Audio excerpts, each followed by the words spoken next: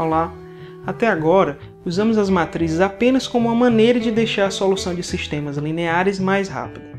Na verdade, só no século XIX, depois até mesmo do desenvolvimento dos determinantes, é que as operações com matrizes foram definidas e a teoria matricial ganhou forma. Hoje iniciamos esse estudo falando sobre soma de matrizes e multiplicação por escalar. Vamos começar definindo o que é um escalar. Sempre que esse termo aparecer, estamos falando de um número real ou de um número complexo. Já com relação ao conjunto das matrizes, sempre que tivermos uma matriz A de ordem m por n e os seus elementos forem reais, vamos nos referir a esta matriz através dessa notação, R e um expoente indicando a ordem da matriz, ou ainda essa outra notação. Caso os elementos sejam números complexos, usaremos uma notação similar, só que aqui usaremos o símbolo de números complexos. Vamos ilustrar usando esses dois exemplos. Aqui temos uma matriz de ordem 2 por 2 e aqui uma matriz de ordem 2 por 3. A primeira matriz tem números reais, mas como todo número real também é um número complexo, neste caso podemos dizer que ela tanto pertence ao R 2 por 2 quanto ao C 2 por 2, reais ou complexos. Já a segunda matriz, ela tem elementos complexos, e nesse caso, não podemos dizer que todos os elementos são reais. Portanto, neste caso, diríamos que a matriz B pertence a C 2 por 3. Antes de definirmos a operação de soma entre matrizes, precisamos saber quando duas matrizes são iguais. Então, se tivermos duas matrizes, diremos que elas são iguais somente quando, primeiro, elas devem ter a mesma ordem, e depois, de acordo com as posições dentro das duas matrizes, os elementos correspondentes têm que ser iguais. Vamos ilustrar aqui com essas duas matrizes. Aqui temos uma matriz que tem 3 linhas e uma coluna, portanto a sua ordem é 3 por 1. E aqui temos uma matriz que tem apenas uma linha, mas 3 colunas, então a sua ordem é 1 por 3.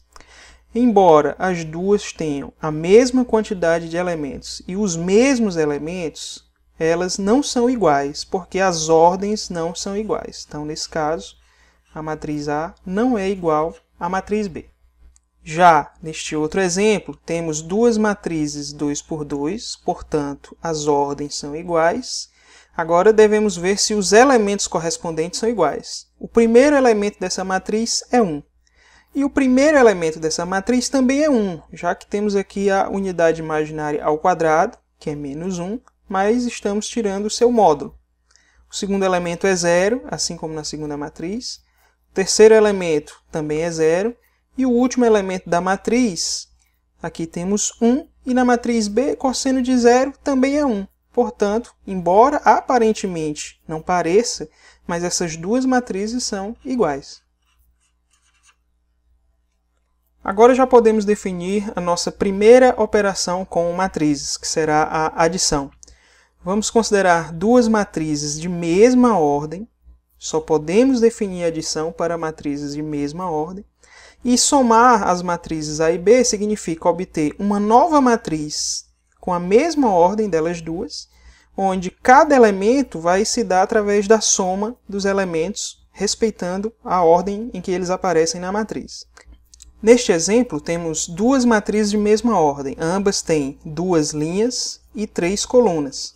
Então, somar essas duas matrizes significa somar os elementos correspondentes. Primeiro elemento da primeira linha com o primeiro elemento da primeira linha, segundo elemento da primeira linha com o segundo elemento da primeira linha e assim por diante.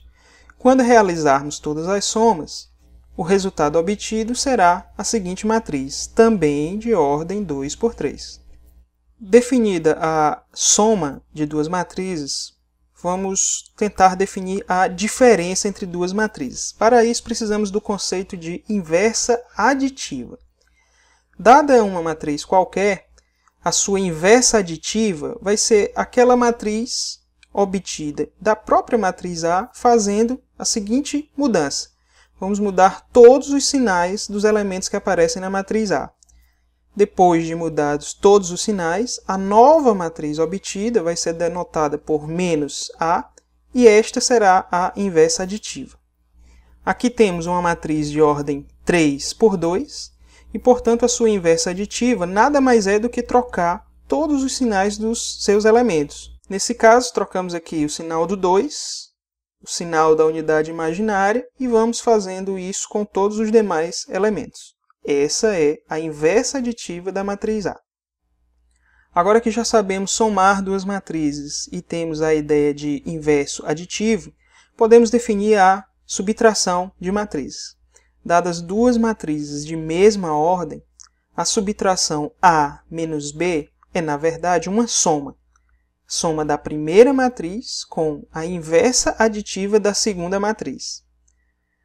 Já que se trata de uma soma, então já sabemos que aqui fazemos a soma elemento a elemento das matrizes envolvidas. Ou seja, vamos somar cada elemento da A com cada elemento da inversa aditiva correspondente. Bom, mas aqui temos números reais ou complexos. E dentro desses conjuntos sabemos como fazer esta operação. Ou seja, a diferença entre duas matrizes nada mais é do que a diferença elemento a elemento das matrizes envolvidas. Aqui temos uma ilustração, temos duas matrizes de ordem 2 por 3. Então, a subtração entre elas nada mais é do que fazer a subtração elemento a elemento. 3 menos 4, 4 menos 3, 5 menos 2, e assim por diante, até que obtemos a seguinte matriz.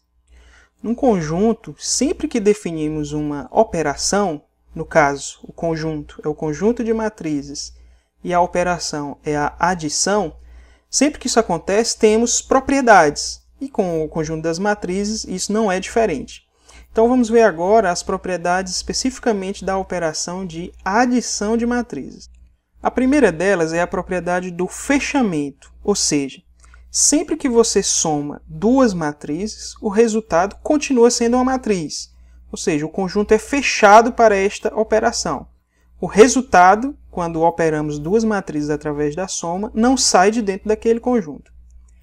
Em símbolos, se você pega duas matrizes no conjunto R, M por N, ou seja, matrizes cujas entradas são números reais e essas duas matrizes têm a ordem M por N, a soma continua sendo um elemento desse conjunto.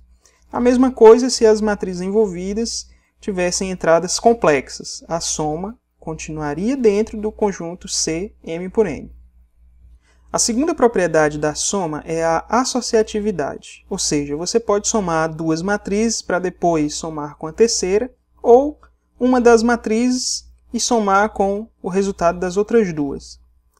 Essa propriedade a gente já conhece ela nos números reais e nos complexos, e podemos prová-la para as matrizes. Na verdade, essa propriedade para as matrizes vem da propriedade que já vale para os números reais e complexos.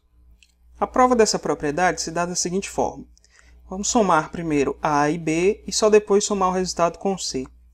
Somando A e B, na verdade estamos somando elemento a elemento de A com elemento a elemento de B.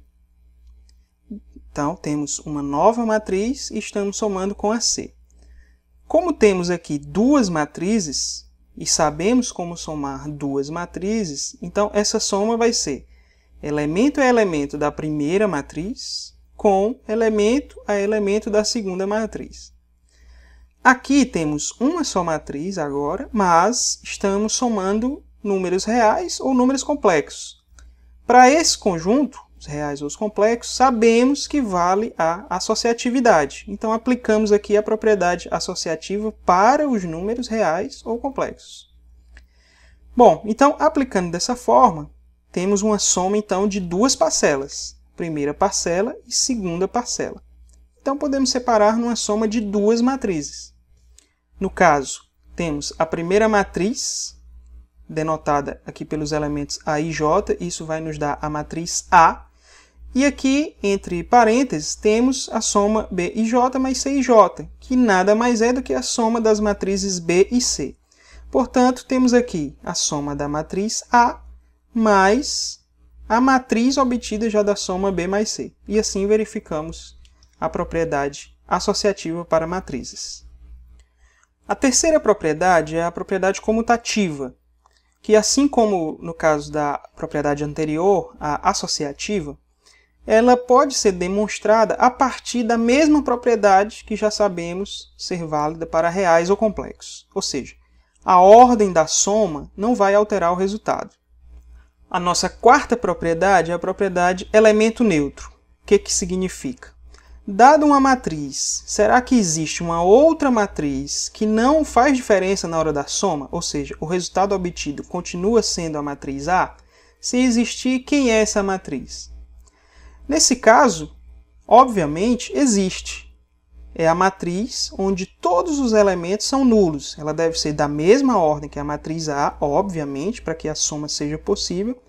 E todos os seus elementos devem ser nulos.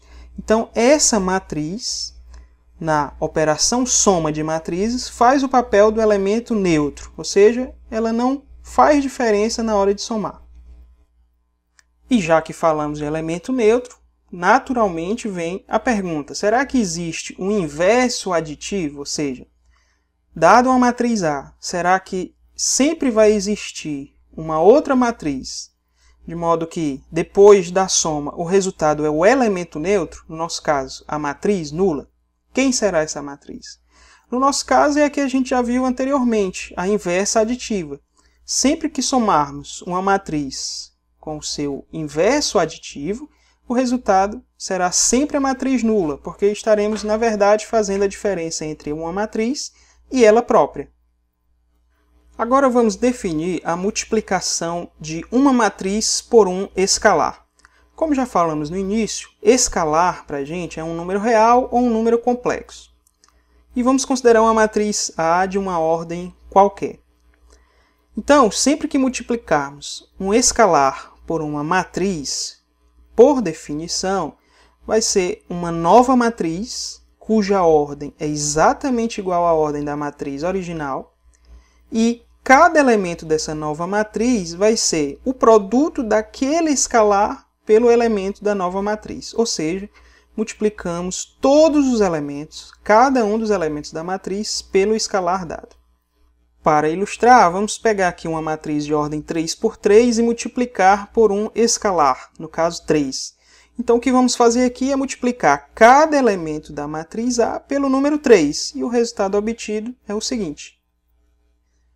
Embora a multiplicação de matrizes por escalares não seja exatamente uma operação como a soma, porque aqui temos dois tipos de objetos, matrizes e escalares. No caso da soma, só tínhamos matrizes.